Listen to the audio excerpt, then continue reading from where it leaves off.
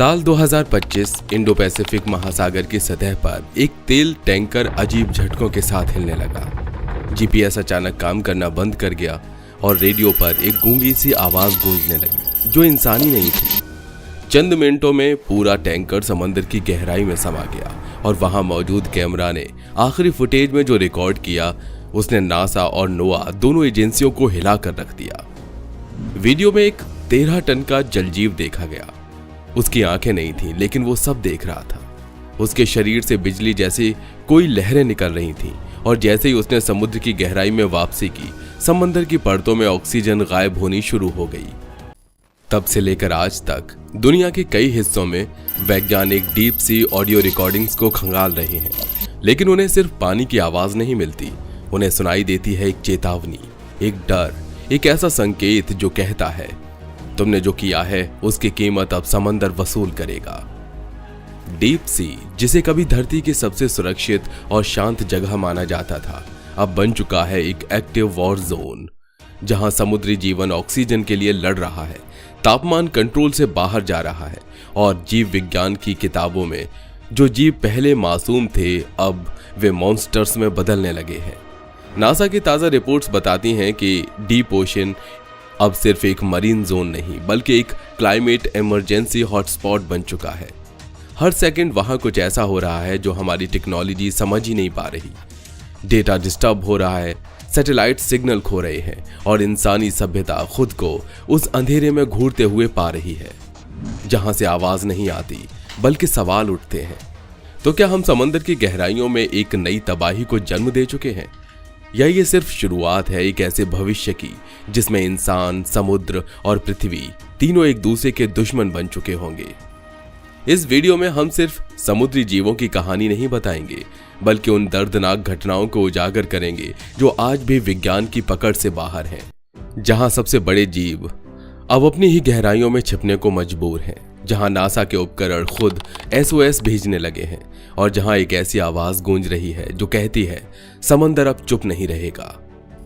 वैसे कोई ताज्जुब की बात नहीं है कि हमने आसमान पर विजय पा ली है, चांद पर अपने झंडे गाड़ दिए हैं और मंगल पर कॉलोनी बसाने के सपने हम देखने लगे हैं। लेकिन वहीं हमने उस दुनिया को नजरअंदाज कर दिया है जो हमारे ठीक पैरों के नीचे है, हमारा समुद्र। आज डीप सी की सतह पर सब कुछ शांत लगता है, लेकिन नीचे हर सेकंड एक लड़ाई चल रही है। तापमान बढ़ रहा है, ऑक्सीजन घट रही है और जीव जो कभी करोड़ों सालों से वहीं थे अब रूप बदल रहे हैं। मछलियां जो कभी छोटे आकार की होती थी अब राक्षसी साइज में बदल रही हैं। वे अंधेरे में चमकने लगी हैं और कुछ तो अपनी आंखें तक छोड़ चुकी हैं। ये सिर्फ इवोल्यूशन नहीं है, ये एक SOS है, एक संकेत कि समंदर में कुछ गड़बड़ है और हमने अभी तक उसकी गंभीरता को समझा ही नहीं।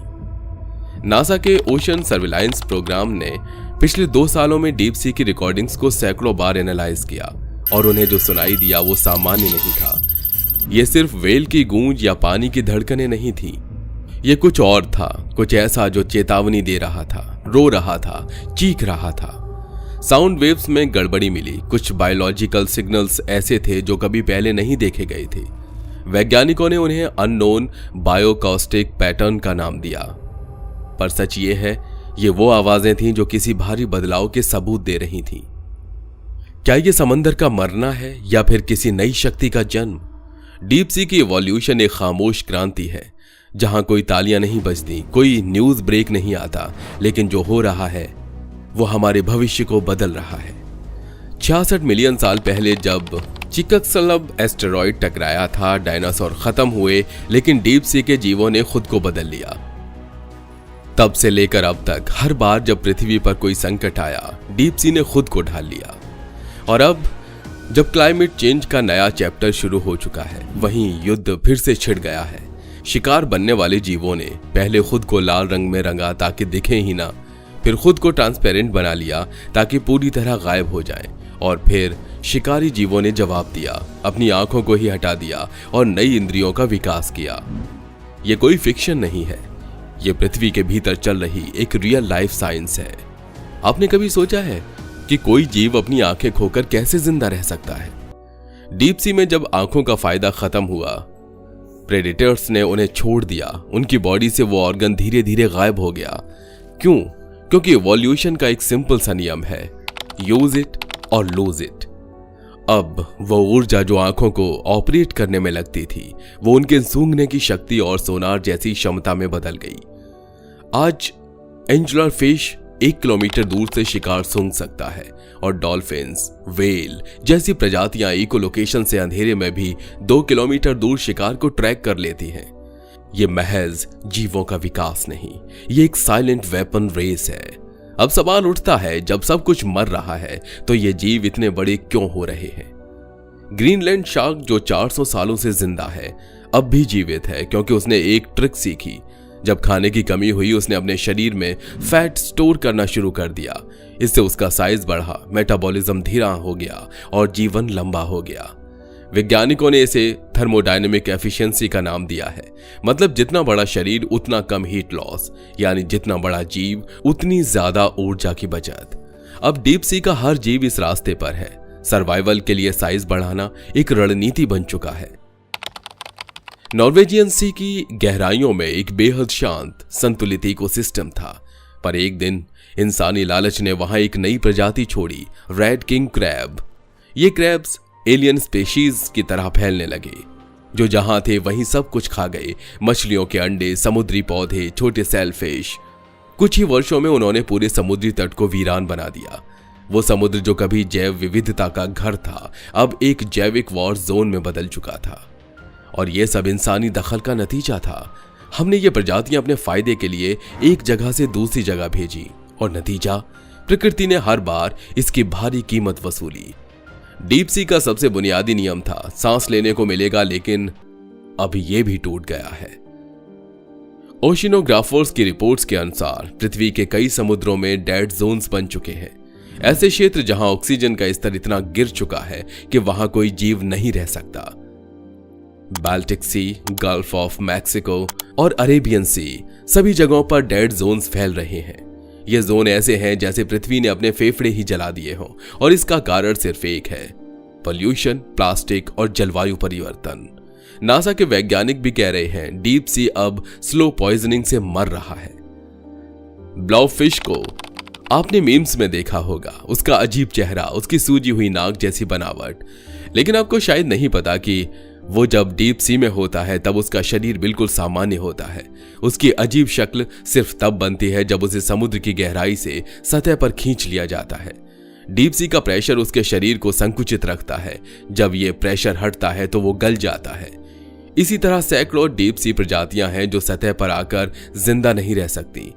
तो जब हम सोचते हैं कि डीप सी के मॉन्स्टर्स कभी सतह पर आएंगे, तो एक दूसरा सवाल भी उठता है, क्या वो जिंदा आएंगे या सड़ते हुए शव बनकर?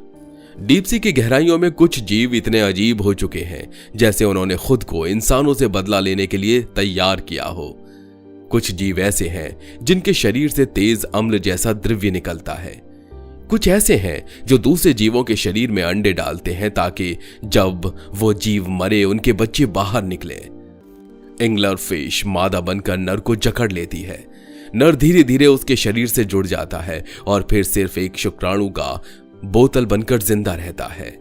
ये प्रकृति की बेरहम कहानियां नहीं, बल्कि आज का साइंस है जो बता रहा है कि डीप सी अब सर्वाइवल की जगह नहीं रहा, वो जैविक अत्याचार का अड्डा बन चुका है। आज भी डीप सी में माइक्रोफोन लगाए जाते हैं जिससे वैज्ञानिक उनकी साउंड को रिकॉर्ड कर सकें। पर अब जो रिकॉर्डिंग्स आ रही हैं उनमें ऐसी तरंगे हैं जो मानव स्पीच फ्रीक्वेंसी की तरह लगती हैं। क्या डीप सी का कोई जीव इंसानों की आवाज को दोहराना सीख रहा है? क्या इवोल्यूशन इस दिशा में बढ़ रहा है कि वहां के जीव सतह की भाषा, उसकी ध्वनि और शायद उसकी मानसिकता समझने लगे हैं? नासा इस पर रिसर्च कर रहा है और कुछ रिपोर्ट्स ये भी कहती हैं कि सर्टेन सोनिक वेव्स अब डीप सी में डिस्टर्ब करने लगी हैं। शायद ये समंदर अब सिर्फ पानी नहीं, एक जवाब देने वाला सिस्टम बन चुका है। डीप सी की सबसे रहस्यमयी शक्तियों में से एक है बायोल्यूमिनेसेंस, यानी ऐसे जीव जो अंधेरे में खुद रोशनी पैदा करते हैं। यह कोई जादू नहीं बल्कि एक रसायन है।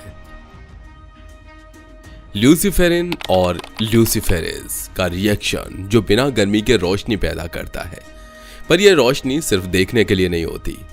कुछ जीव इसका इस्तेमाल शिकार को फंसाने के लिए करते हैं, जैसे एंगलर फिश अपनी ग्लोइंग बेड से, और इसका उपयोग छिपने के लिए करते हैं, जैसे श्रिम्प जो अपने शरीर के हिस्सों को चमकदार बना देता है ताकि वो अपने ही जैसी रोशनी में गुम हो जाए। और कुछ ऐसे भी हैं जो रोशनी से संदेश भेजते हैं, जी हाँ, मॉर्स कोड की तरह।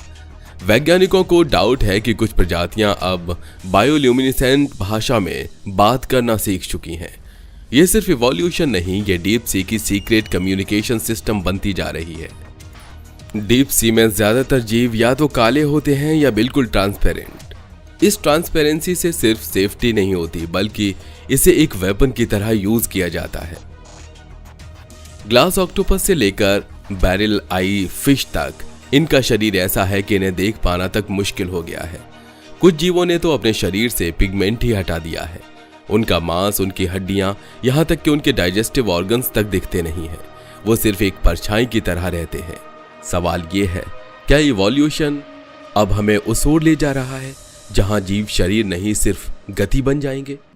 जिस अजीबोगरीब जीव की बात हमने शुरुआत में की थी, अब वक्त है आपको उसके बारे में पूरी सच्चाई बताने का, क्योंकि यह कोई आम समुद्री प्राणी नहीं था, यह कुछ और ही था। वैज्ञानिकों ने उस फुटेज को जब फ्रेम दर फ्रेम एनालाइज किया तो सामने आया एक ऐसा जीव जिसे न किसी बायोलॉजिकल रिकॉर्ड में पाया गया, न ही किसी एनसाइक्लोपीडिया ऑफ मरीन लाइफ में। उसका वजन करीब 13 टन था, मगर उसकी चाल किसी स्पार्किंग करंट जैसी हल्की मगर विस्फोटक। उसकी स्किन पर कोई स्केल्स या स्क्रीन जैसी डिजाइन नहीं थी, बल्कि बिजली जैसी लहरें लगातार दौड़ रही थी, मानो उसकी रचना किसी ऊर्जा से हुई हो, न कि मांस और हड्डी से। लेकिन सबसे डरावनी बात यह थी, उसकी आंखें नहीं थी। फिर भी ऐसा लग रहा था जैसे वो सब देख रहा हो, नजरों से नहीं, किसी और अदृश्य ताकत से। कैमरे की लेंस में उसकी परछाई नहीं, उसकी चेतना कैद हो गई थी। और जैसे ही वो समुद्र की गहराइयों में वापस गया, ऑक्सीजन का स्तर गिरने लगा, तापमान बढ़ने लगा और समंदर की परतों में एक डर फैल गया। वैज्ञानिकों ने उसे एक नाम दिया, वॉइड लेविएथन, यानी एक ऐसा राक्षस जो शून्यता से पैदा हुआ है और जिसका काम है समंदर में जो भी जीवन है उसे धीरे धीरे निगल लेना। और अब तक जो भी उसकी जांच करने गया वो या तो लौट कर नहीं आया या लौटते ही पागल हो गया। 2024 में पैसिफिक ओशन के कुछ इलाकों में एक अजीब वायरस मिला जिसका नाम रखा गया एबिसो वायरस। यह वायरस बिल्कुल अलग था, न डीएनए बेस्ड है न आरएनए बेस्ड। यह खुद को रेप्लिकेट करने के लिए दूसरे जीव के नर्वस सिस्टम का उपयोग करता है, यानी यह पहले दिमाग को कब्जे में लेता है और फिर शरीर को। वैज्ञानिकों को शक है कि इस वायरस का जन्म समुद्र के उन हिस्सों में हुआ है जहां रेडियो एक्टिव वेस्ट डाला गया था। अब डर यह है कि जब समुद्र का तापमान बढ़ेगा, यह वायरस सतह के जीवों में ट्रांसफर हो सकता है और तब एक नई महामारी जन्म ले सकती है जिसका इलाज साइंस के पास नहीं होगा। डीप सी ट्रेंच, जिसे हम पृथ्वी की दरारें कहते हैं, Mariana trench, Sunda trench, tonga trench, ये सिर्फ गहराई नहीं, ये दरअसल पृथ्वी के सबसे रहस्यमय कोनों में से एक है। नासा और नोआ की रिपोर्ट्स कहती हैं कि इन ट्रेंच में ऐसे कंपाउंड्स मिले हैं जो बाकी पृथ्वी पर कहीं नहीं पाए जाते। कुछ साइंटिस्ट तो इसे सेकंड अर्थ कहने लगे हैं। यहाँ ऐसे माइक्रोब्स मिले हैं जो मीथेन से सांस लेते हैं और 100 डिग्री सेंटीग्रेड के तापमान में भी जिंदा रहते हैं। यानी अगर पृथ्वी की सतह नष्ट हो जाए तो शायद जीवन इन दरारों में बना रहेगा। पर यह भी डर है कि अगर इन ट्रेंच के प्रेशर जोन डिस्टर्ब हुए तो भूकंप, सुनामी और टेक्टोनिक एक्टिविटी पूरी दुनिया को हिला सकती है। नासा की डीप ओशन मिशन और उसके स्पेस मिशन के बीच एक चौंकाने वाली समानता है। दोनों ही मिशंस में एक्सट्रीम प्रेशर, टोटल डार्कनेस और कम्युनिकेशन गैप होता है। जैसे मार्स पर रोवर को चलाना मुश्किल होता है, वैसे ही डीप सी में सबमरीन को कंट्रोल करना। और अब एक नया सवाल खड़ा हो गया है, क्या डीप सी और स्पेस आपस में जुड़े हुए हैं? क्योंकि कुछ जगहों पर ऐसी इलेक्ट्रोमैग्नेटिक फ्रीक्वेंसीज दर्ज की गई हैं जो इंटरस्टेलर सिग्नल्स जैसी हैं। क्या डीप सी एक नेचुरल एंटीना है या वहां कुछ ऐसा है जो ऊपर वाले ब्रह्मांड से सिग्नल पकड़ रहा है? ओशन की गहराइयों को आज सिर्फ वैज्ञानिक नहीं, देश की मिलिट्री एजेंसियां भी चुपचाप एक्सप्लोर कर रही हैं। अमेरिका की नेवी, रूस की स्पेट्सनाज और चीन की पनडुब्बी यूनिट सभी डीप सी में अनमैन्ड सबमरीन और सोनार क्लोकिंग सिस्टम्स का परीक्षण कर रही है। ये सब इसलिए क्योंकि डीप सी दुनिया का सबसे गुप्त ठिकाना बन चुका है। वहां ना सैटेलाइट पहुंचते हैं और ना इंसान। कुछ रिपोर्ट्स कहते हैं कि साउथ चाइना सी में एक सीक्रेट मिलिट्री बेस है जो समुद्र की गहराई में बसा है और वहां से अनजान ऑब्जेक्ट्स उड़ते देखे गए हैं। उन्हें यूएस एजेंसीज ने यूएसओ यानी अनआइडेंटिफाइड सबमर्ज्ड ऑब्जेक्ट्स नाम दिया है। क्या डीप सी अब भविष्य का बैटलफील्ड बन चुका है? अटलांटिस एक ऐसा डूबा शहर जिसे प्लेटो ने एक मिथक की तरह बताया था, लेकिन अब सैटेलाइट इमेजिंग और डीप ओशन स्कैनिंग टेक्नोलॉजी ने अटलांटिक ओशन के कुछ हिस्सों में सुसंगठित रेखाओं और संरचनाओं को पकड़ा है जो इंसानी बस्तियों जैसी दिखती हैं। कुछ संरचनाओं के आकार, चौड़ाई और लंबाई बिल्कुल वैसी है जैसे एक शहर के रोड मैप में होती है। क्या सच में कोई मॉडर्न सिविलाइजेशन समुद्र में दफन है? क्या इंसान पहले भी एक बार इतना विकसित हो चुका था कि उसकी कहानी सिर्फ पानी में दबकर रह गई? हम हर साल 8 मिलियन टन प्लास्टिक समुद्र में फेंकते हैं। ये प्लास्टिक सतह पर नहीं रुकता, वो डीप सी में जाकर माइक्रोप्लास्टिक्स में बदल जाता है। अब वैज्ञानिकों ने डीप सी क्रिएचर्स के पेट में वो प्लास्टिक कण पाए हैं जो हमारी टूथपेस्ट, सनस्क्रीन और शैम्पू में होते हैं। ये कण उनके डीएनए को बदल रहे हैं, यानी इंसानी कचरा अब नेचुरल म्यूटेशन की वजह बन रहा है। और जो जीव वहां अब बन रहे हैं वो पुराने डीप सी जीवों से ज्यादा आक्रामक, ज्यादा अनुकूल और ज्यादा खतरनाक हो गए हैं। हमने नेचर को गंदा नहीं किया, हमने नेचर को बदल दिया है। कुछ महीने पहले इंडियन ओशन में एक अजीब बैक्टीरिया मिला जो किसी भी एंटीबायोटिक से नहीं मर रहा था। इसका नाम रखा गया हाइड्रोवीरा B12। यह बैक्टीरिया एक्सट्रीम प्रेशर और डार्कनेस में पनपा है।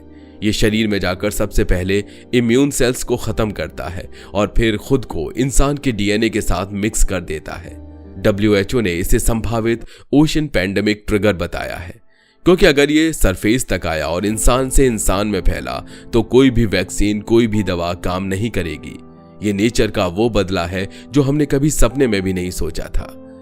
AI की सबसे बड़ी खूबी मानी जाती है अडेप्टेबिलिटी और एफिशिएंसी, लेकिन डीप सी क्रिएचर्स ये वो जीव हैं जो अरबों वर्षों से बिना इंसान की मदद के एक्सट्रीम कंडीशन में टिके हुए हैं।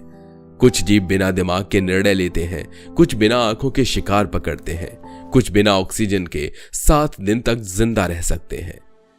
क्या ये नेचुरल आर्टिफिशियल इंटेलिजेंस नहीं है? अब वैज्ञानिक इन जीवों के नर्वस पैटर्न और सेंसरी मैपिंग को AI प्रोग्राम्स में डालने की कोशिश कर रहे हैं, क्योंकि डीप सी शायद हमें बता रहा है कि मशीन बनने के लिए सिलिकॉन की जरूरत नहीं, इवोल्यूशन ही काफी है। बरमूडा ट्रायंगल हो या इंडियन ओशन का साइलेंट जोन, वहां इलेक्ट्रोमैग्नेटिक वेव्स बिहेव नहीं करती। कंपास गड़बड़ाने लगते हैं और सिग्नल्स गायब हो जाते हैं। कुछ डीप सी प्रोब्स ने वहां पर ऐसे मेटल्स के एलिमेंट्स पाए हैं जो पृथ्वी के किसी भी नेचुरली अकरिंग एलिमेंट से मेल नहीं खाते। नासा और रशियन डीप डाइवर रिपोर्ट्स में दावा किया गया कि कुछ मेटेलिक स्ट्रक्चर्स समुद्र तल पर देखे गए जो हेक्सागोनल पैटर्न में हैं, ठीक वैसे ही जैसे कुछ क्रॉप सर्कल्स में होते हैं।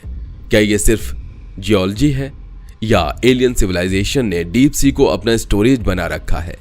इमेजिन कीजिए अगर पृथ्वी का सारा पानी एक दिन गायब हो जाए, डीप सी से समंदर निकल जाए, तो सबसे पहले दिखाई देंगे वो गड्ढे, वो दरारें, वो जीव जो कभी अंधेरे में छिपे थे। मैरियाना ट्रेंच एक महासागर जैसा दिखेगा जिसमें अरबों स्केलेटन बिखरे होंगे। अटलांटिस जैसे शहर के खंडर, सीक्रेट मिलिट्री बेस, एलियन र्यून्स सब सतह पर आ जाएंगे। पर तब शायद इंसान भी वहां नहीं होगा, क्योंकि ओशंस के बिना पृथ्वी पर जिंदगी का अस्तित्व भी नहीं बचेगा। अब multinational companies deep sea mining का प्लान बना रही हैं, वहां से रेयर अर्थ एलिमेंट्स निकालने के लिए, जैसे कोबाल्ट, लिथियम और निकेल। लेकिन यह खनन सिर्फ मिट्टी नहीं खोदेगा, ये वहां के जीवों के घरों को बर्बाद करेगा। कई स्पीशीज के एंडेंजर्ड होने की आशंका है जिनका अब तक नाम भी नहीं रखा गया। और अगर एक दिन समुद्र की परत में हलचल हुई तो पूरी प्लेट टेक्टोनिक डिस्टर्ब हो सकती है, यानी एक माइनिंग ड्रिल से एक सुनामी तक का सफर अब एक हकीकत बन सकता है। डीप सी हमें रहस्यमय लगता है क्योंकि हमने उसे कभी समझने की कोशिश नहीं की। लेकिन अब जब टेक्नोलॉजी वहां पहुंची है तो हर चीज बता रही है कि ये जगह जिंदा है। यहाँ हर जीव, हर तरंग, हर दरार एक वार्निंग है। वार्निंग कि अगर इंसान नहीं रुका तो ये समंदर हमें निगलने में वक्त नहीं लगाएगा। ये कहानी सिर्फ विज्ञान की नहीं, ये कहानी है इंसानी लालच की और उस हद की जहां से वापस लौटना नामुमकिन है। नासा और नोआ की रिकॉर्डिंग्स में एक आवाज दर्ज हुई जिसे नाम दिया गया द ब्लूप। ये 1997 में पैसिफिक ओशन में सुनाई दी। इतनी तेज कि हजारों किलोमीटर दूर तक डिटेक्ट हुई। पहले सोचा गया कि ये आइसक्वेक है या किसी ज्वालामुखी का फटना, लेकिन जब इसकी फ्रीक्वेंसी पैटर्न को देखा गया तो ये किसी जीव की आवाज जैसी थी। लेकिन ध्यान दें, इतनी आवाज पैदा करने वाला जीव कम से कम 100 मीटर लंबा होना चाहिए। यानी डीप सी में कोई ऐसा जीव है जो इंसानी इतिहास में दर्ज किसी भी व्हेल, ऑक्टोपस या स्क्विड से बड़ा है। और वो आज भी वहां है, चुपचाप सुनता हुआ, शायद अगली बार फिर कुछ कहने के लिए। कुछ वैज्ञानिकों का मानना है कि डीप सी खुद एक प्रकार की कलेक्टिव इंटेलिजेंस हो सकता है। ऐसे जीव जो बिना दिमाग के सोचते हैं, ऐसे नेटवर्क्स जो बिना तार के कनेक्टेड हैं, जैसे कोरल रीफ्स जो एक दूसरे से इलेक्ट्रिक पल्सेस से बात करते हैं। क्या अगर हम डीप सी की हर लहर, हर जीव, हर चट्टान को जोड़ें तो ये खुद एक ओशन माइंड बन जाता है? एक ऐसी सोच जो इंसानी दखल को पहचानती है, जो बदलाव को समझती है और शायद प्रतिक्रिया देती है। फैक्ट्रीज और न्यूक्लियर प्लांट्स अपने गर्म पानी को समुद्र में डालते हैं, जिससे डीप सी का टेम्परेचर बढ़ता है। हाल ही में इंडियन ओशन के एक ऐसे हिस्से में तापमान 4 डिग्री सेल्सियस बढ़ गया और वहां हजारों डीप क्रिएचर्स मरे पाए गए। कुछ की त्वचा गल चुकी थी, कुछ के अंग काले पड़ गए थे और कुछ ऐसे जीव थे जिनके अंगों पर ट्यूमर जैसी संरचनाएं उगाई थी। क्या हम डीप सी में कैंसर फैला रहे हैं? क्या एक दिन पूरा महासागर किसी बायोलॉजिकल फर्नेस में बदल जाएगा? डीप सी माइक्रोब से ऐसे कंपाउंड निकाले जा रहे हैं जो HIV, कैंसर और सुपर बग्स जैसी बीमारियों का इलाज कर सकते हैं। लेकिन इन दवाओं के लिए साइंटिस्ट समुद्र की रेयर स्पीशीज को मारकर उनके केमिकल्स निकाल रहे हैं। कभी कभी एक दवा के लिए एक जीव की पूरी प्रजाति खत्म कर दी जाती है। तो सवाल यह है, क्या हम दूसरों की मौत के दम पर जिंदगी की तलाश कर रहे हैं? एक दिन अगर इंसान को धरती छोड़नी पड़ेगी तो शायद वो डीप सी को देखेगा अपनी आखिरी उम्मीद की तरह, क्योंकि वहां जीवन के ऐसे रूप हैं जो वैक्यूम, हीट, डार्कनेस सब सह सकते हैं। नासा की एक्सट्रीम लाइफ रिसर्च अब डीप सी क्रिएचर्स को स्टडी करके उन्हें मार्स और यूरोपा, जुपिटर के चंद्रमा के मिशनों में मॉडल बना रही है। आयरनी देखिए, जिस जगह को हमने सबसे ज्यादा अनदेखा किया, आज वही हमें बता रही है कि अंतरिक्ष में कैसे जिया जाए। पर क्या हम तैयार हैं डीप सी से सीखने के लिए, या उसे तब तक खंगालते रहेंगे जब तक वहां कुछ बाकी ना बचे? डीप सी कोई दंत कथा नहीं, वो एक जिंदा किताब है जिसकी हर लहर एक कहानी कहती है, एक चेतावनी, एक भविष्य और एक गहराई जहां जवाब नहीं सिर्फ सवाल मिलते हैं। हम उसे खंगालते जा रहे हैं जैसे कोई बच्चा अपने ही घर की दीवारें नोचता है, ये जाने बिना कि वो दीवारें उसे ही सहारा देती हैं। अगर हम न रुके तो एक दिन जब समंदर शांत हो जाएगा, वो शांति मौत की होगी, ना कि मुक्ति की। तो अगली बार जब आप समंदर देखें तो सिर्फ उसकी सुंदरता न देखें, उसके दर्द को भी सुने, क्योंकि डीप सी की कहानी अब सिर्फ पानी की नहीं, ये कहानी है इंसानियत की गिरती गहराई की।